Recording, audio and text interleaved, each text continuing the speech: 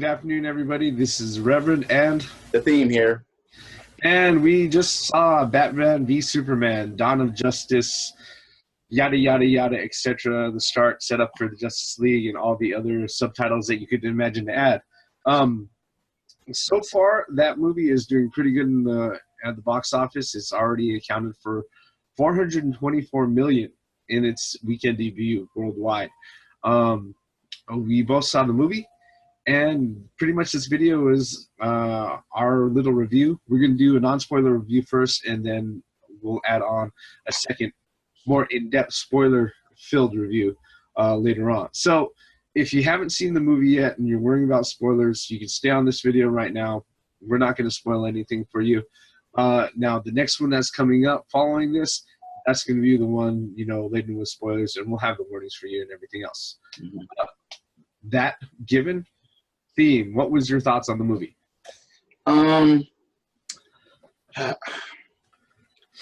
Everything excuse me, everything was kind of rushed. Yeah. As far as the plot. Yeah. They tried to shove so much into this as much as humanly possible. Yeah. Yeah. And everyone I can't say everyone because there are certain ignorant people out there, but many people know the reason why it was done like that. They're trying to catch up to Marvel and what Marvel has done. And Marvel has had almost a decade of movies to build up to where they are now. This is just the second one in this series because the first one was Man of Steel, and now you have Batman v Superman. Yep. Dawn of Justice. However, it could have been a lot worse. I agree with that. I mean, when walking in, it's clean slate, no expectations, but it wasn't as bad as I thought it was going to be. Yeah, I definitely agree with that. I think the worst thing that's going for the film is the fact that it felt like it didn't feel like it was being told just by one person, the screenplay wasn't handled just by one person. It felt like it was put together by a committee of people who are sitting in the boardroom someplace. And that, a little farther along, whenever they were like, I don't know if it was in the middle of production of the actual film or while they were putting together the script, but farther along, they would sit there, somebody else would come up and say, oh, let's add this. And then they went ahead and they tacked that on. Oh, let's add this. And they went ahead and tacked that on. Which, yeah, if you follow the drama behind the production of the actual film, that kind of reflects to what their decisions were. Because if we go ahead and we step back a little bit, Warner Brothers plans for the DC Cinematic Universe, or the DC Expanded Universe, the DCEU as they call it now.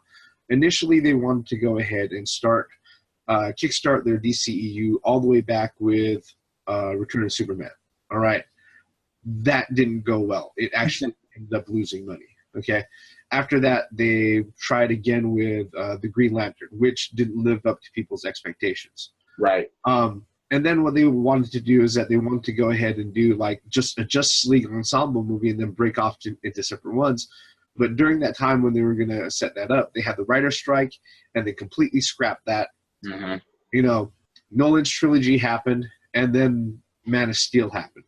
After they did Man of Steel, that's when they went ahead and they decided, okay, look, we've got a moneymaker on our hands. People are buying this. Let's go ahead and try to build up a cinematic universe similar to what Marvel already has, and we can start from there. So Man of Steel is really the spine of everything. Mm-hmm.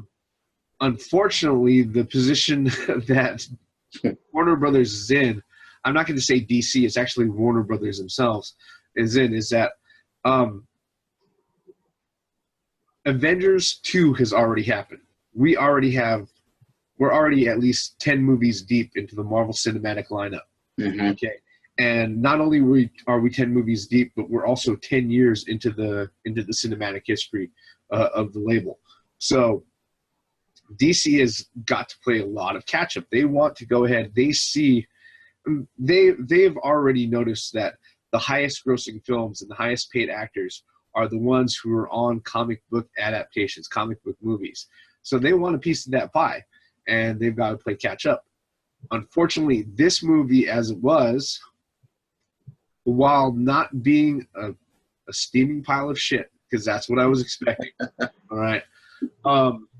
It kind of fell short of what it could have been, its full potential, because the first part before the climax of the movie, the last 45 minutes of the movie, the first, I'd have to say, hour or so, or hour and 20 minutes, or hour and a half, it just feels really random, like they're just jumping all over the place. That's what I felt too. There are a lot of things that are just, like you said, a lot of things thrown in, and it kind of just jumbled everything all over the place. Yeah. And it's like, okay, what's happening now? Wait, is this actually a part of what's going on in the story, or is this a part of something else? Yeah. There was some of that. Most of the things that when they showed the commercials, when they showed the trailers and everything like that, basically they showed you all the PowerPoints of the damn movie. Yeah. And okay, you're not supposed to be doing that. You're not supposed to be giving everything away like that. Because it's like, all right, you can already pinpoint what happens at the beginning stage and at the middle stage and and leading up to the main climax. Especially when people started posting spoilers and pictures of what they were going to be facing and everything like that. Well, I just felt that it was the trailers gave away a little bit too much. Just like Wonder Woman. Wonder Woman should have been kept a secret, a big secret, and it would have worked to their advantage. Yeah. And I agree with that. And the thing is that when it comes to the trailers, that was Warner Brothers' call. It really wasn't something that was spoiled from an outside source. Especially, I believe, the number 3 trailer when they went ahead and they showed Wonder Woman and Doomsday in it. When that one dropped, I mean, we even have the trailer reaction video to show. If you guys want to go ahead and click through the themes, uploaded videos, and our reaction video to the trailer. Trailer. Our reaction to that trailer was, it feels like they told us everything that's going to happen. Mm-hmm. And aside from particular minute details, they pretty much told you the whole story in the trailer. And unfortunately, I'm not going to sit there and hack the movie and say that it ruined it, but it did make a lot of the big moments a lot less impactful, Mm-hmm. I mean, it's not like they didn't do anything that made us want to walk out. I will say that. I didn't sit in the movie and thought, man, no, and get up and walk out. Now, if they would have announced something stupid like Barbara Gordon being Alfred's niece, yeah, I would have been done. But they didn't do anything like that, that magnitude in this movie. So, or making Wonder Woman Kryptonian. Oh God, like they were no! a long time ago. Yeah, I mean, to tell you the truth, there was only one part of the film that made me cringe. Okay, and that was in the beginning credits, like 5 minutes into the film. Okay, yeah, I'm beginning, and we're gonna discuss all that in the next video. Yeah. Well, I think I could go ahead and I could give this little part away in this particular video. But basically, what they do in the beginning credits is that they go over Bruce Wayne's origin story. They replay the night his parents are killed. All right, I'm going to say this right now. We don't need his origin story. All right, we don't. Mm-hmm. Okay. I would have to say the majority of the people out there who are familiar at all with any sort of pop culture or superheroes, they know what this symbol means, all right? And they yeah. Okay, we don't need his origin story anymore. It's just like we don't need the origin story for Spider-Man, all right? We can leave that. And that's why they're not doing that again. Exactly, and it's not like they haven't already given us at least 6 different versions of it already in the film world. Okay, mm-hmm. So we don't need his origin story anymore. All right, but what they do during the credits is that they go ahead, they run the credits, they replay the night that his parents were murdered, and he runs off. They show the funeral, and he runs off, from the funeral procession, right? and he's running into the woods at you called this as we were sitting there too. Yeah. That's what the funny part. And I was thinking, I was like, yep, we know exactly what's going to happen here. And then you said it out loud. Yeah, he's running blindly into the woods, and I sit there and I say out loud, I'm like, he's gonna fall into a hole and it's gonna be the Bat Cave. Watch, right? 2 minutes later, he falls into a fucking hole in full Snyder slow-mo glory. Yeah. Falls down, sits Bats. there, looks around, it's a cave, sees little eyes all over the place, and then all the bats fly out and they surround him. And this is the part that really got me. I mean, they had him rising in the air like some sort of messianic figure, rising from the grave up to the Father above. I have a big problem with that. Okay. I mean, they show little Bruce and bats are circling around him and he's just rising. They're not lifting him up. They're just, and then he's floating up. And I'm like, floating up. Like I said, like some sort of messianic figure. Okay. And like I said, granted, it is Easter. And I had to avoid a really bad, inappropriate joke with the guy who was getting our tickets. Oh.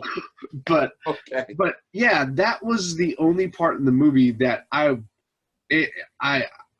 visibly it bugged me, okay, and it really bugged me where I was like, oh my god, they're not only are they doing this shit again, but they're doing it like this. Yeah, that bugged me. That was the only thing that bugged me about the film. Otherwise, everything else that was going on, nothing nothing urged me to go ahead and get out of my seat to use the bathroom or leave or complain. But the problem is that there was just the pacing of the film is really, really random. It's really this is not a short movie either. Yeah, and it's really, really random, and like it's running on different threads for at least over an hour and a half okay, before you get to around the last 45 minutes of the film. But yeah, it just jumps from point to point to point to point. It's constantly another thing. Yeah, that ending was way too long. The way that shit stretched out and stretched and stretched, I'm like, end this already. Yeah, we already see what's going on in this shit. There's nothing that you can tease us with at this fucking point. Well, kind of, considering the end, and we'll cover that in the spoilers video. All right. Okay. Not to sound too negative, let's go ahead and cover the things that we liked. All right. Okay. I said in the video before when we did our trailer reaction. All right. People had misgivings about the casting of Ben Affleck as Batman. Okay. When we were doing the trailer reaction, you guys asked what my opinion was on it. I said right at the outset that he was going to be the least offensive thing. You did say that. Okay, I didn't say he was going to be great. I just said he was going to be the least offensive thing. And to tell you the truth, I think he did really good. All right. It kind of helps that the most interesting parts of the movie were written for Batman. Okay. It did feel like a Batman type of movie. Yeah. It did feel like that most of the shit was centered on him. Yep. And what he was going to do and how he was going to react, because it's called Batman v Superman. This is Superman's sequel, but it focused on the Bat the most. Yeah, I mean, and it's not to say that Henry Cavill was horrible. The parts that they gave him, it just wasn't. There really wasn't a lot of things that they gave Henry Cavill and Superman as a character that made you excited for the fact that he was there on screen. Okay, yeah, he was flying around, he was lifting big heavy things, he was snatching kids out of fires and things like that. He was doing Superman shit, which everybody kind of expected. All right, and I will admit they actually succeeded in making me sympathetic with his side of the story. Although there are certain parts of it which I thought were outlandishly retarded, they were able to go ahead and accomplish that. Okay, and those outlandishly retarded things we will cover. Well, yeah. What about you? What did you like about the movie? As you said, Ben Affleck as Batman was the least of the issue. Mhm. In this movie, Batman was the best fucking part. Ben Affleck did a very fucking good job in this movie. Yeah. And not just because he worked well with what they gave him. Yeah. And the best parts were written with Batman in mind. Let's just be honest about the movie, you know? Yeah. So Batman was the big plus. Oh, and Alfred, the almighty voice of reason. Alfred was probably the best character in this movie, hands down. Indeed. Yes, indeed. Alfred was probably the best part of our morning in general. we'll touch on that later. Okay. Yeah. All right, but yeah, Jeremy Irons is Alfred. They went with the Jeff Johns version of Alfred. Mm-hmm. Actually, it's kind of almost like a Jeff Johns / Jarvis version of Alfred. Okay, because it turns out Alfred. The only thing I didn't like about Alfred is how he referred to Bruce Wayne. It's how he referred to him. I didn't like that. With Master Bruce or Master Wayne? Master Wayne. Master Wayne. I did not like that because most of the time it's Master Bruce. Yeah, it was a little. I think that was kind of a mistake for them to write it that formal. All right, but you got the sense that he was very familiar with Bruce Wayne, the guy behind the mask, mm-hmm. and he had a kind of a close relationship with him for the fact that every time he gave him instructions, he always said something really, really snide under his breath. Like, all right, I'm going to tell you this, even though I know you're going to do the exact fucking opposite, but I'm going to tell you it anyways. But again, Alfred was always the almighty voice of reason when it came to Batman or Bruce Wayne. Alfred was there to just keep his eye on his humanity and reality at the same time. So it's like Alfred, the way they had him in there, and he had a couple of cool parts. Yeah. When it came to a couple of the scenes, but could Batman have been a little bit better? Yes. Yeah. We'll cover that. Yeah. But Batman and Alfred were the two key characters in the movie that actually made the movie function. Yeah. And and also to give credit where credit is due, Gal Gadot was great as Wonder Woman. Yes, she was. Here's the thing about Wonder Woman. All right. Okay. Physical perceptions aside, the things about her character is that she's extremely confident. All right, and extremely straightforward. Okay. Mm-hmm. This is a chick who she knows what she wants. She knows what needs to be done, and she just goes and she does it. All right. Yeah. And she was able to go ahead and pull the character off. Admittedly, though, her part in the movie wasn't very big. She's only in there for like 20 minutes. Yeah, total, pretty much. You see her in a couple of scenes, and then you see her at the last battle. Yeah, and that's pretty much it. It's not. When she was included in the little scenes, no, we'll get to that. But it's just that if they're gonna, like I said, they focus so much on the bat. Yeah. And they should have focused on everyone. Yeah. And that's like the way they focused on Lex Luthor. Yeah. Which, okay, that brings us to the parts of the movie that we didn't like so much. All right. If they wrote the most interesting parts for Batman, okay, I'm not sure what they were going for when they went ahead and they let Jesse Eisenberg run with his version of Lex Luthor. All right. This version of Lex Luthor was not Lex Luthor. He's more like the Jim Carrey version of the Riddler. Yep. Exactly. At first, I thought when we went ahead and we did the trailer reaction, at first I said that he was doing an impression of the Riddler of Frank Gorshin from the 1966.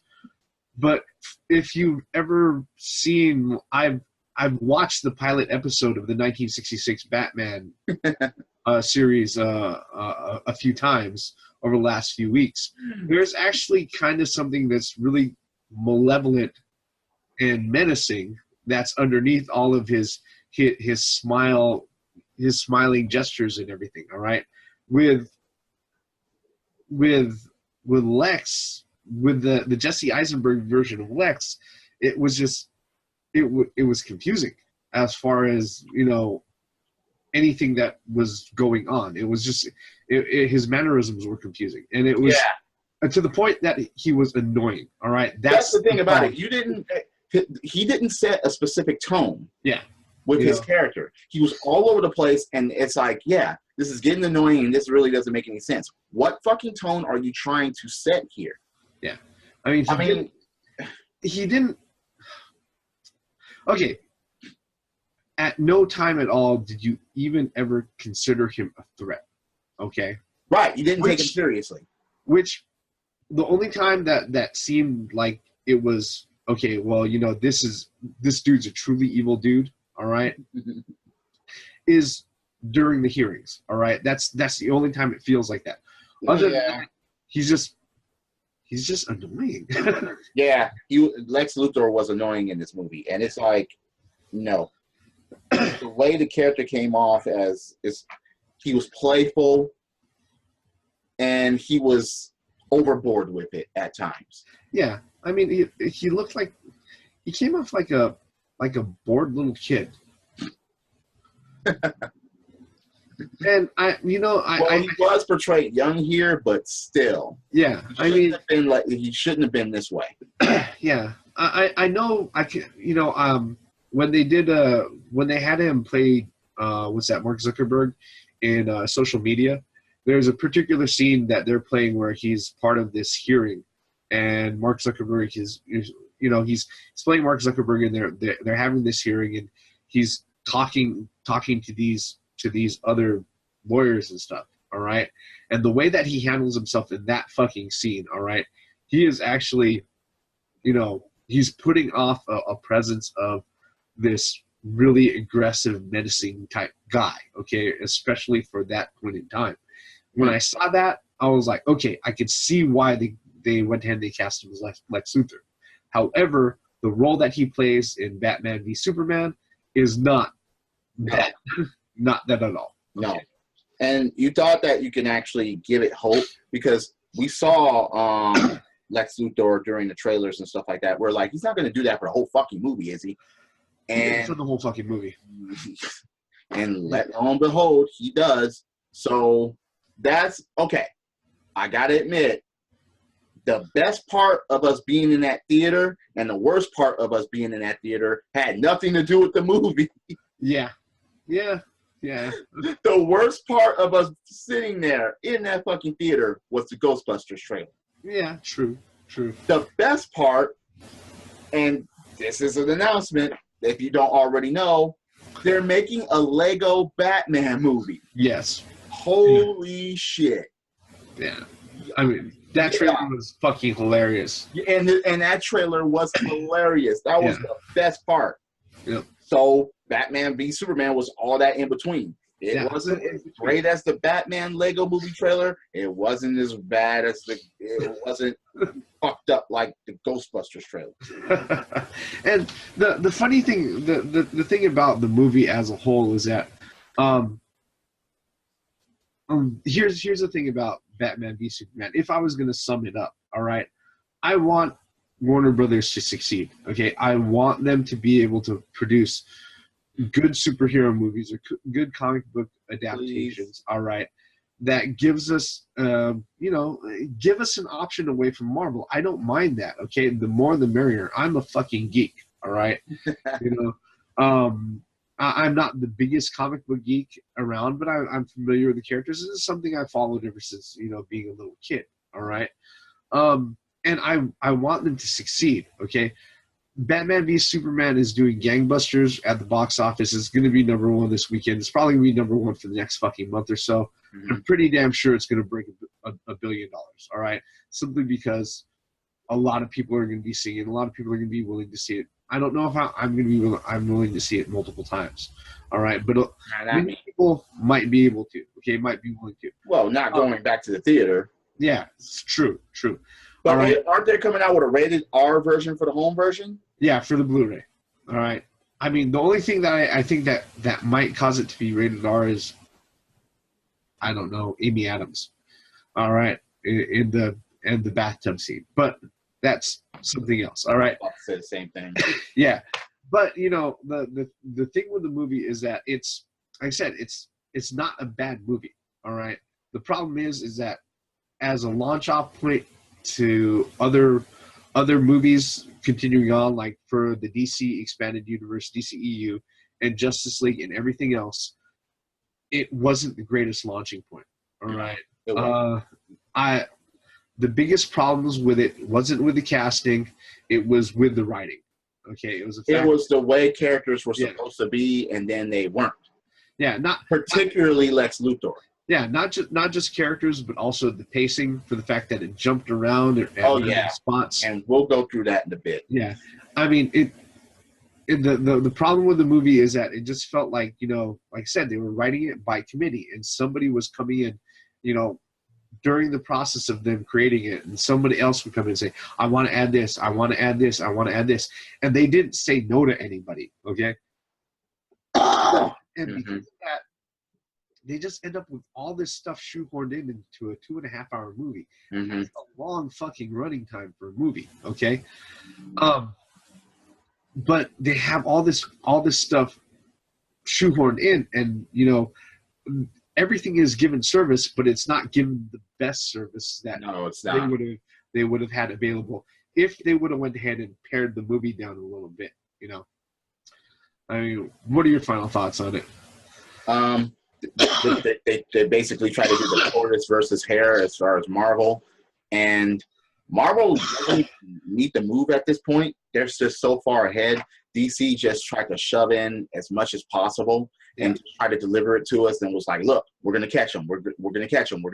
Don't worry, we're going to fucking catch them. We're going to bring in all these heroes or whatever, and we're going to build up, and we're going to fucking catch them. And they put in way too much. The pacing it wasn't directed properly at points. And it's like, what the tones that they were trying to set were just out of place for a certain amount. And it's like, all right, look, it wasn't the best, but it wasn't the worst. Yeah. There's been way worse movies out there. So there are easily a lot of worse superhero movies out there. Was it that Ben Affleck was in Daredevil? Yeah, or actually, even then, was it Fantastic Four, or was it X-Men Origins Wolverine? No, it wasn't that. Okay. Unfortunately, you know, if they would have went ahead and they kept the story a lot more focused, they would have been able to set things up better in the long run than what they ended up with right now. Right. So I'd say if I were to give it a grade on a 1 through 10 scale, 1 being the worst, 10 being the best, you know, I'm not gonna be your typical internet dude and say, oh yeah, it was a -11. You know, no, I'm gonna say that it's more like a 7 out of 10. Okay. It's an entertaining movie. I didn't feel like I wasted my cash. All right. Well, we didn't spend that much to begin with. True, we did spend full price to begin with, but you know, but with my, I don't know if it's a case of expectations. No, actually, it's not a case of expectations. No. If I'm just looking at how they put the movie together, all right, it is just way too busy, and there are way too many things going on for its own good. Like I said, if they would have pared it down and focused the story, it would have been a lot better. At least I didn't get as many disconnections like I did when I saw The Force Awakens. You know, The Force Awakens, you sat there and you're like, okay, that's wrong. Why the fuck? Wait, what the hell is this? With Batman versus Superman, Batman v Superman, this movie didn't do that. It's just that we sat there and nothing was necessarily gripping enough. Yeah.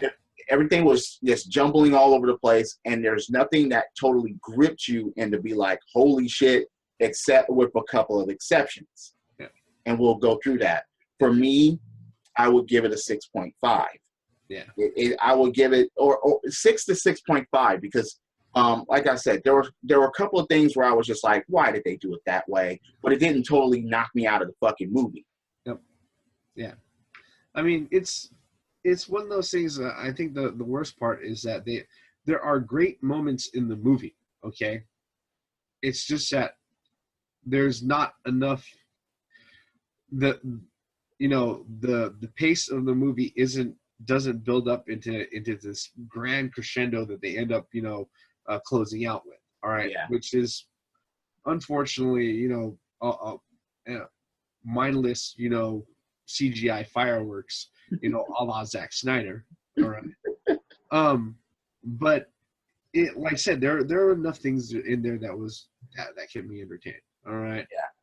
All I gotta say is that I'm pretty sure at one point Henry Cavill was reading the script and he must have gotten pissed. All right. This was supposed to be my fucking movie.